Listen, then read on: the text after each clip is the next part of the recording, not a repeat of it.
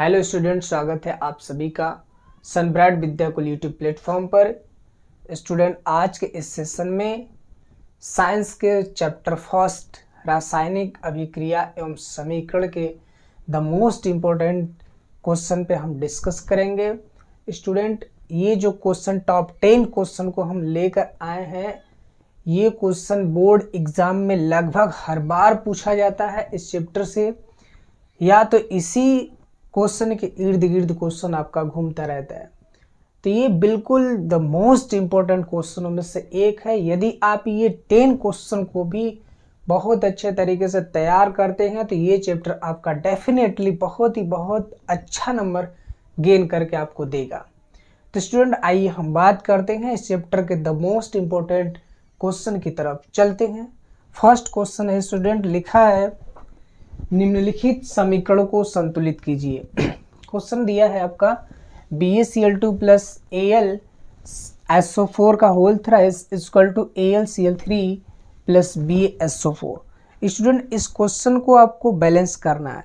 Balance का मतलब ये होता है कि जितने number of atoms reactant part में हैं उतने number of atom product part में होने चाहिए। तो स्टूडेंट, बिल्कुल एक बहुत ही शानदार तरीका, एकदम एक ट्रिक लेके आए हैं आपको, जो बहुत ज़्यादा दिमाग लगाने की ज़रूरत है नहीं, फिर भी आपका हो जाएगा काम। करना क्या है आपको, जितने भी पॉली एटॉमिक आयंस होते हैं, जैसे हम बोले SO4 2 minus CO3 2 minus PO4 3 minus, ये जितने भी आयंस होते हैं NO3 माइनस, ये सब पॉली एटॉमिक्स आयन होते हैं। इन सभी पॉली एटॉमिक्स आयंस को हम पहले बैलेंस करते हैं। ध्यान दीजिए, करना क्या है, कुछ भी नहीं करना, बहुत बेहद आसान तरीका है आपको बैलेंस करने का।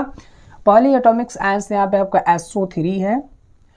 SO4 का होल थ्राइस है, तो SO4 यहाँ पर 3 है तो इधर भी 3 होना चाहिए, तो यहाँ पर हम क्या कर देंगे, 3 कर देंगे, तो SO4 यहाँ पे आपका 3 हो गया। दैट्स बिल्कुल बहुत अच्छे तरीके से ध्यान से देखिएगा। जैसे SO4 ये 3 हुआ, ये Ba आपका 3 हो गया, तो Ba को बैलेंस करने के लिए इधर पार्ट में आएंगे, यहाँ पे हम 3 करेंगे और Ba आपका 3 हो गया।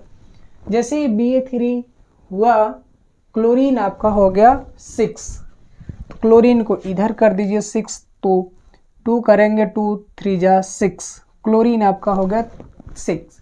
जैसे ही क्लोरीन 6 हुआ, एल्यूमिनियम आपका 2 हो गया। एल्यूमिनियम इधर देखिए 2 है। तो स्टूडेंट, ये क्वेश्चन आपका बैलेंस हो गया। कितना आसान सा तरीका था, बिल्कुल ये आसान सा तरीका है। नेक्स्ट क्वेश्चन की तरफ हम बढ़ते हैं। लिखा है PbNO3 का होल थ्राइस प्लस Fe2SO4 का whole thrice equal to FeNO3 का होल थ्राइस प्लस PbSO4। यहाँ पे करना क्या है, पॉलीएटॉमिक्स आयन को ले लेना है। ये 3 है, इधर भी 3 कर दीजिए। जैसे SO4 3 हुआ, Pb आपका 3 होना चाहिए, हो गया यहाँ पर, इधर भी इसको 3 कर दीजिए Pb को। जैसे ही Pb 3 हुआ, NO3 आपका कितना हो गया, 6 हो गया, इधर भी NO3 6 होना चाहिए, यहाँ पे 2 कर दीजिए।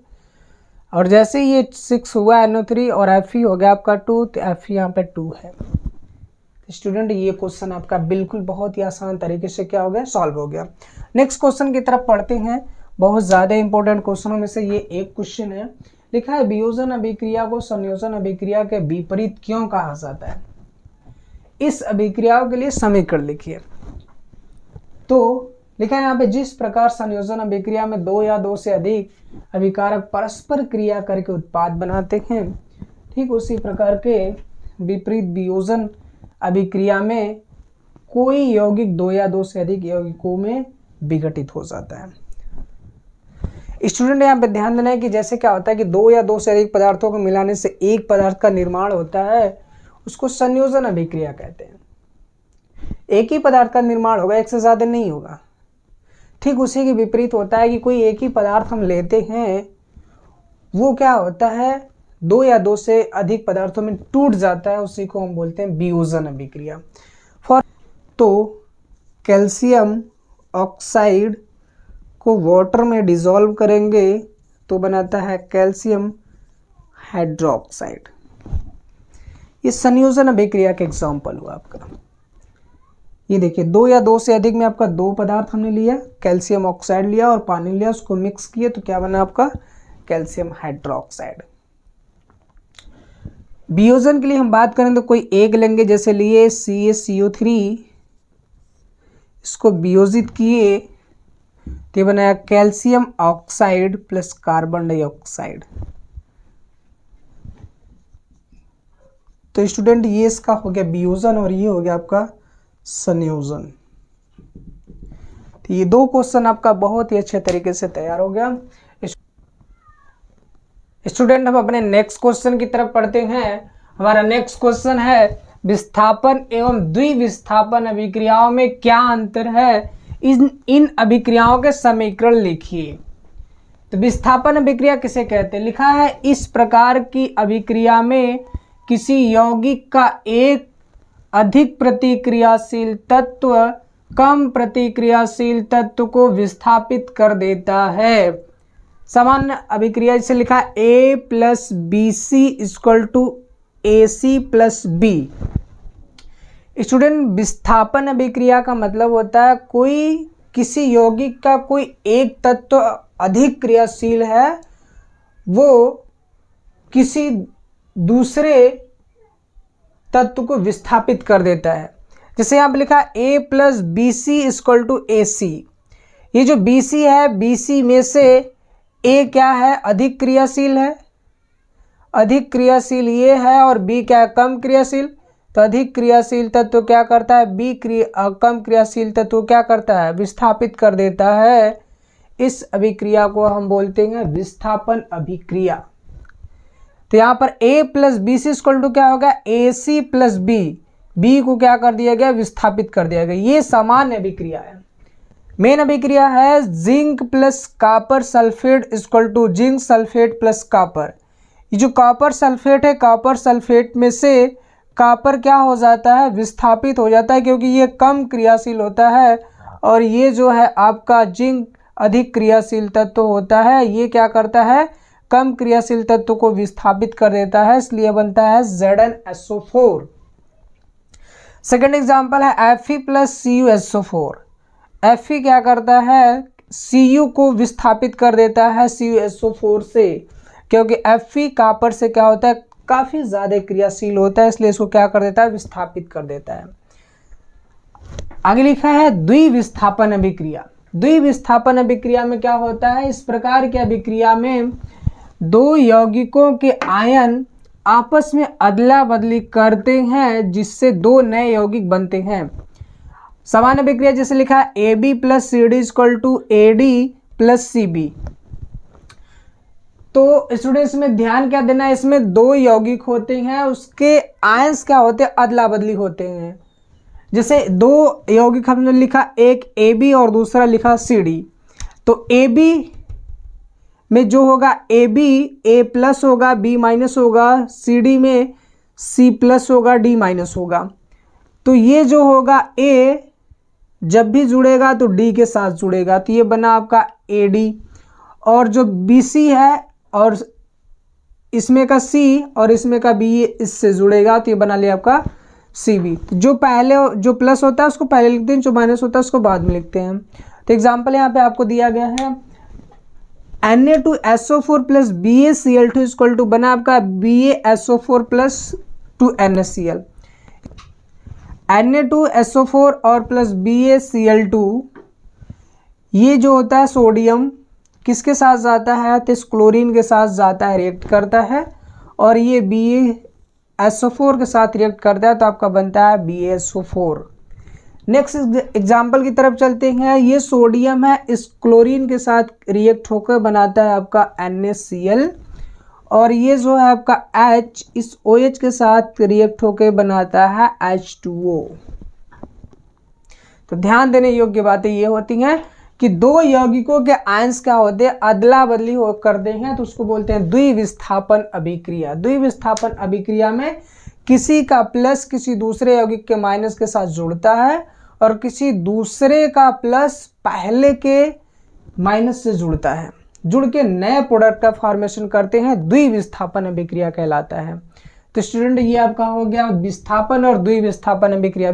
तो स्टूडेंट हम चलते हैं अपने नेक्स्ट क्वेश्चन की तरफ। हमारा नेक्स्ट क्वेश्चन है 4th नंबर का, उष्माक्षेपी व उष्माशोषी अभिक्रिया को उदाहरण सहित समझाइए। उष्माक्षेपी अभिक्रिया एंड उष्माशोषी अभिक्रिया, ये जो रिएक्शंस है, ये जो क्वेश्चन है स्टूडेंट, ये बहुत ही ज़्यादा इंपॉर्टेंट क्वेश्चन है। ये इस क्वेश्चन को हम देखते हैं।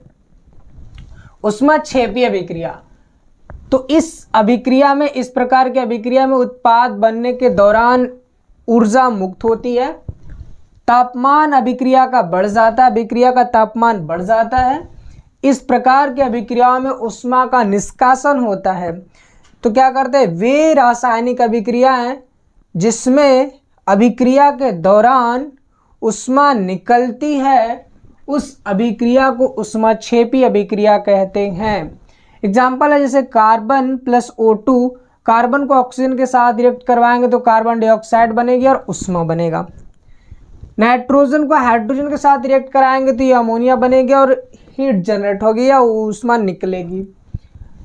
मेथेन को CH4 को ऑक्सीजन के साथ रिएक्ट कराएंगे तो कार्बन डाइऑक्साइड और H2O बनेगा और ऊर्जा निर्मुक्त होगी। अगला है उष्माशोषी अभिक्रिया। उष्माशोषी अभिक्रिया, इस प्रकार की अभिक्रियाओं में ऊष्मा का अवशोषण होता है। तो हम बोलेंगे वे रासायनिक अभिक्रिया जिनके दौरान ऊष्मा का अवशोषण होता है, उष्माशोषी अभिक्रिया कहलाती है। इसमें उत्पाद बनने के लिए ऊर्जा की आवश्यकता होती है, इसमें उत्पाद बनने के लिए ऊर्जा की आवश्यकता होती है। इसमें अभिक्रिया का तापमान घट जाता है।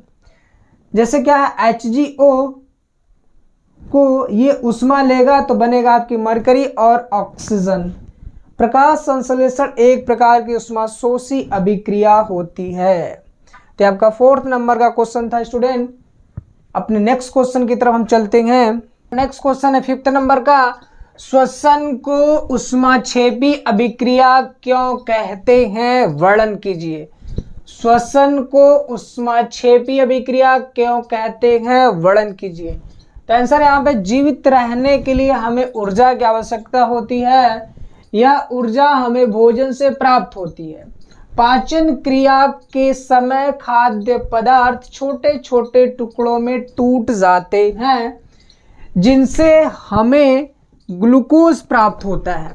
यह ग्लूकोज हमारे शरीर की कोशिकाओं में उपस्थित ऑक्सीजन से मिलकर ऊर्जा प्रदान करता है। स्टूडेंट, हम जानते हैं कि जीवित रहने के लिए हमें ऊर्जा की आवश्यकता होती है। ऊर्जा हमको कहाँ से मिलती है, तो हम जो भोजन करते हैं वहाँ से ऊर्जा मिलती है। तो भोजन जैसे हम करते हैं तो उसको क्या करते हैं, छोटे छोटे टुकड़ों में करते हैं। छोटे छोटे टुकड़े से भोजन में क्या उपस्थित रहता है, तो कार्बोहाइड्रेट्स, विटामिन्स वगैरह बहुत चीज़ें होती हैं, वो छोटे छोटे टुकड़ों में क्या करते हैं, टूटते हैं। तो कार्बोहाइड्रेट्स और जितने भी पदार्थ होते हैं, भोज्य पदार्थ में, उनसे हमको क्या प्राप्त होता है, ग्लूकोज प्राप्त होता है। और ये जो ग्लूकोज है ऑक्सीजन से मिलकर हमें ऊर्जा देता है। तो रिएक्शन है, देखिए ये ग्लूकोज का फार्मूला होता है C6H12O6। ये ग्लूकोज हो गया। ग्लूकोज इस ऑक्सीजन से रिएक्ट करके कार्बन डाइऑक्साइड बनाता है और ये वाटर बनाता है और ये एनर्जी निकालता है। यही जो एनर्जी है हमारे शरीर के लिए क्या करता है, काम देता है। इसी एनर्जी से हम क्या करते हैं, किसी काम को बहुत अच्छे तरीके से करते हैं, एक्टिव रहते हैं। तो श्वसन को उष्माक्षेपी अभिक्रिया इसलिए हम कहते हैं क्योंकि वहाँ पर ग्लूकोज क्या होता है, ऑक्सीजन से क्रिया करके हमें ऊर्जा प्रदान करता है। तो इस रिएक्शन में ऊर्जा क्या होती है, निकलती है। तो स्टूडेंट हम चलते हैं अपने नेक्स्ट क्वेश्चन की तरफ।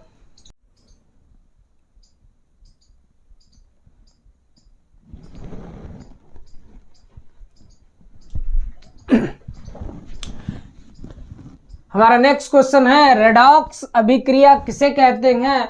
अभिक्रिया ZnO + C = Zn + CO में किस पदार्थ का उपचयन एवं किसका अपचयन हो रहा है। तो स्टूडेंट यहाँ पर देखिए, उपचयन को हम ऑक्सीकरण भी बोलते हैं, उपचयन को ऑक्सीकरण भी बोलते हैं। ऑक्सीकरण को इंग्लिश में बोलते हैं ऑक्सीडेशन और अपचयन को इंग्लिश में बोलते हैं रिडक्शन।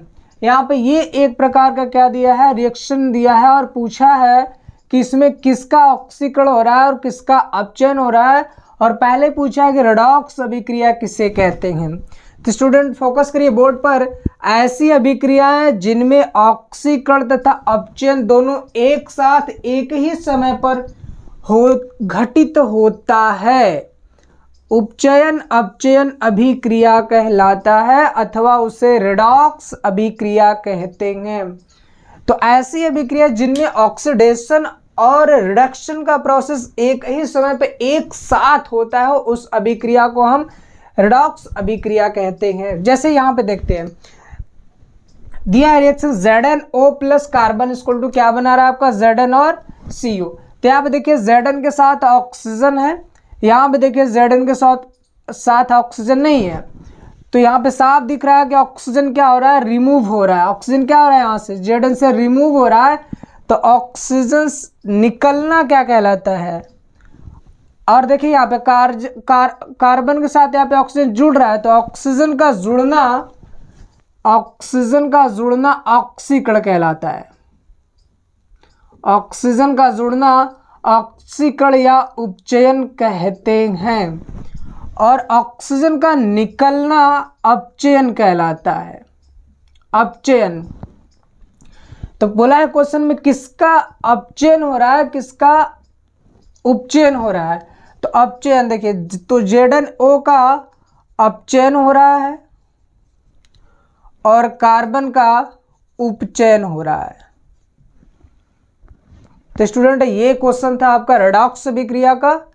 हमारा नेक्स्ट क्वेश्चन है 7th नंबर का, सिल्वर क्लोराइड को गहरे रंग की बोतल में क्यों रखा जाता है। सिल्वर क्लोराइड को गहरे रंग की बोतल में क्यों रखा जाता है। तो लिखा है यहाँ पर कि सूर्य के प्रकाश की उपस्थिति में श्वेत रंग का सिल्वर क्लोराइड धूसर रंग का हो जाता है। ऐसे सिल्वर क्लोराइड का सिल्वर तथा क्लोराइड में वियोजन होने के कारण होता है, इसलिए सिल्वर क्लोराइड को गहरे रंग की बोतल में रखा जाता है। बस आपको कुछ स्टूडेंट्स में क्या होता है, सिल्वर क्लोराइड को क्या करते हैं, यदि आप ट्रांसपेरेंट बॉटल में रखते हैं तो उसमें सनलाइट आती है और सनलाइट की उपस्थिति में वो जो सिल्वर क्लोराइड होता है अपघटित होता है, टूट जाता है, और वो सिल्वर क्लोराइड क्या होता है, टूटने के बाद एक खराब स्थिति में हो जाता है। इसलिए हम क्या करते हैं, उसको सूर्य के प्रकाश की उपस्थिति से हम बचाते हैं, इसलिए उसको क्या करते हैं, गहरे रंग की बोतल में हम क्या करते हैं, इसको फिक्स करके रखते हैं, गहरे रंग की बोतल। तो लिखा है यहाँ पे AgCl क्या होता है, सूर्य के प्रकाश की उपस्थिति में Ag और क्लोरीन में क्या होता है, विघटित होता है। इसलिए ये विघटित ना हो, ये न टूटे, इसलिए हम क्या करते हैं, उसको गहरे रंग की बोतल में रखते हैं। हमारा नेक्स्ट क्वेश्चन है, अपने नेक्स्ट क्वेश्चन की तरफ हम चलते हैं। नेक्स्ट क्वेश्चन है, संक्षारण को उदाहरण सहित समझाइए। संक्षारण क्या होती है, संक्षारण एक प्रकार की प्रक्रिया होती है जो धातुओं पर लागू होती है। तो क्या होता है कि धातुओं का नमी व वायु की उपस्थिति में क्षय होना संक्षारण कहलाता है। कोई धातु है जैसे Fe हो गया, लोहा ही हो गया, वो नमी और ऑक्सीजन की उपस्थिति में उसका क्षय होना, धीरे धीरे टूटना, ये प्रक्रिया स्लो तो जरूर होती है, धीरे धीरे क्या होती है, टूटना, जिसको आप जंग कहते हैं, जिसको बोलते हैं लोहे का जंग लगना, वो क्या कहलाता है, संक्षारण कहलाता है। तो धातुओं का नमी व वायु की उपस्थिति में क्षय होना क्या कहलाता है, संक्षारण। जैसे क्या होता है, एग्जाम्पल लिखा है लोहे पर जंग लगना, या नेक्स्ट एग्जाम्पल दिया है चांदी के ऊपर काली परत का जमना। जैसे ये आपका हो गया लोहा, और ये हो गया आपका ऑक्सीजन, और ये हो गई आपकी नमी। तो लोहा ऑक्सीजन और नमी की उपस्थिति में क्या करता है, क्षय होता है, तो जंग का निर्माण करता है। इसी को बोलते हैं जल योजित फेरिक ऑक्साइड Fe2O3.XH2O, इसको आप जंग का फॉर्मूला भी कह सकते हैं। हमारा नेक्स्ट क्वेश्चन है, एक भूरे रंग का चमकदार तत्व X को वायु की उपस्थिति में गर्म करने पर वह काले रंग का हो जाता है। इस तत्व X एवं उस काले रंग के यौगिक का नाम बताइए। तो भूरे रंग का चमकदार तत्व जो X है स्टूडेंट, वो होता है कॉपर, जिसको आप बोलते हो तांबा। जब इसे वायु की उपस्थिति में हम क्या करते हैं, गर्म किया जाता है, तो यह काले रंग के यौगिक में बदल जाता है। उसका रिएक्शन है यहाँ पर, कॉपर को वायु की उपस्थिति में जब गर्म करते हैं तो कॉपर ऑक्साइड बनाता है। तो जो X है, जो X तत्व है, जो बोला है कि तत्व X, तो उसका नाम है कॉपर। और जो बोला है कि गर्म करने पर काले रंग का पदार्थ बन जाता है, तो काला जो यौगिक है उसका नाम है कॉपर ऑक्साइड, जिसको बोलते हैं CuO, कॉपर ऑक्साइड। स्टूडेंट, हम अपने नेक्स्ट क्वेश्चन की तरफ बढ़ते हैं। बोल रहा है कि मैग्नीशियम रिबन ऑक्सीजन में जलाने पर एक श्वेत यौगिक X देता है। और मैग्नीशियम का जो रिबन है उसको हम जलाते हैं तो वो श्वेत यौगिक क्या करता है, X देता है। साथ ही प्रकाश का उत्सर्जन होता है। उसके साथ साथ क्या होता है, प्रकाश का उत्सर्जन होता है। यदि जलते हुए रिबन को अब नाइट्रोजन के वातावरण में रखा जाता है, जलते हुए रिबन को अब नाइट्रोजन के वातावरण में रखा जाता है, तो वह लगातार जलता रहता है। लगातार क्या करता है, जलता रहता है। तो एक यौगिक वायु बनता है। एक यौगिक क्या बनता है, वायु बनता है। जैसे फॉर एग्जांपल ये आपका मैग्नीशियम का रिबन है, इसको क्या करते हैं, हम जलाएंगे। इसको हम क्या करेंगे, जलाएंगे। तो जब जलाओगे आप तो यहाँ से क्या करोगे, ये जलेगा। और जलने के बाद एक बोल रहा है कि ऑक्सीजन में जलाने पे एक श्वेत यौगिक X देता है। तो यहाँ पर जलने के बाद एक कुछ इस प्रकार का यौगिक प्राप्त होता है। ये यौगिक प्राप्त होता है, ये बोलता है कि ये X है, X है। साथ ही प्रकाश का उत्सर्जन होता रहता है। प्रकाश का क्या होता रहता है, उत्सर्जन होता रहता है। यदि जलते हुए रिबन को नाइट्रोजन के वातावरण में लेके जाते हैं तो लगातार जलता रहता है। तो पूछ रहा है पहला क्वेश्चन आपसे कि X तथा Y के रासायनिक सूत्र ज्ञात कीजिए। तो ये आपका मैग्नीशियम का रिबन हो गया, ऑक्सीजन के प्रेजेंस में उसको क्या करते हैं, जलाते हैं, तो ये मैग्नीशियम का ऑक्साइड बनाता है। ये मैग्नीशियम ऑक्साइड बना। तो ये जो X है, जो पूछा है कि श्वेत यौगिक X देता है, तो यही मैग्नीशियम का ऑक्साइड हो गया। अब इस मैग्नीशियम को क्या करते, जलते हुए रिबन को नाइट्रोजन, ये रिबन है जल रहा है, इसको नाइट्रोजन की उपस्थिति में लेके जाते हैं तो ये जलता ही रहता है। तो ये बनाता है Mg3N2, Mg3N2। तो X का रासायनिक सूत्र क्या हो जाएगा, MgO, तथा Y का हो जाएगा Mg3N2। दूसरा बोला जब X को जल में घोला जाता है तो संतुलित रासायनिक समीकरण दीजिए। तो ये हो गया आपका X, ये जल में इसको क्या करते हैं, घोलते हैं, तो बनाता है MgOH का होल ट्वाइस। फिर बाद में बोल रहा है संतुलित रासायनिक समीकरण दीजिए। तो MgOH2O बना रहा है MgOH का होल ट्वाइस। इधर मैग्नीशियम आपका एक है, इधर भी मैग्नीशियम एक है, हाइड्रोजन यहाँ पर 2 है, हाइड्रोजन यहाँ पे 2 है, ऑक्सीजन यहाँ पे 2 है, ऑक्सीजन यहाँ पे 2 है। तो ये केमिकल इक्वेशन क्या है, बैलेंस्ड है। तो स्टूडेंट, ये आपके top 10 most important question complete होते हैं। यदि आपको किसी भी प्रकार की क्वेरीज हो, किसी प्रकार की कोई भी प्रॉब्लम हो, इन सभी क्वेश्चंस के समझने में कोई दिक्कत आ रही है, तो आप लोगों के लिए कमेंट बॉक्स खुला है। कमेंट बॉक्स को भरिए आप लोग, बिल्कुल जो भी मन में आ रहा है, टॉपिक से रिलेटेड, क्वेश्चन से रिलेटेड, चैप्टर से रिलेटेड, जो भी मन में आ रहा है उसको पूछिए आप। यदि आपको ये सब पसंद आ रहा है, बिल्कुल कॉन्सेप्चुअल लग रहा है, तो आप क्या करोगे, चैनल को सब्सक्राइब भी करिए, वीडियो को लाइक भी करिए आप, क्योंकि आपके लाइक से हमको एक प्रकार का मोटिवेशन मिलता है। तो हम आपके लिए ऐसे ही बहुत ही फायदेमंद क्वेश्चन को वीडियो के रूप में लेके आते रहेंगे। सो आपसे हम आज के वीडियो में विदा लेते हैं। हम मिलते हैं नेक्स्ट वीडियो की तरफ, बिल्कुल नए अंदाज में नए चैप्टर को लेके आएंगे, नए चैप्टर के मोस्ट इंपॉर्टेंट क्वेश्चन को लेके आएंगे। नेक्स्ट चैप्टर आपका 2nd नंबर का होगा केमिस्ट्री का, बिल्कुल द मोस्ट इंपॉर्टेंट क्वेश्चन के साथ आएंगे। तो स्टूडेंट आज के लिए बने रहिए, आप लोग स्वस्थ रहिए, मस्त रहिए, पढ़ते रहिए, अपने एग्जाम बोर्ड के प्रिपरेशन में बिल्कुल लगे रहिए।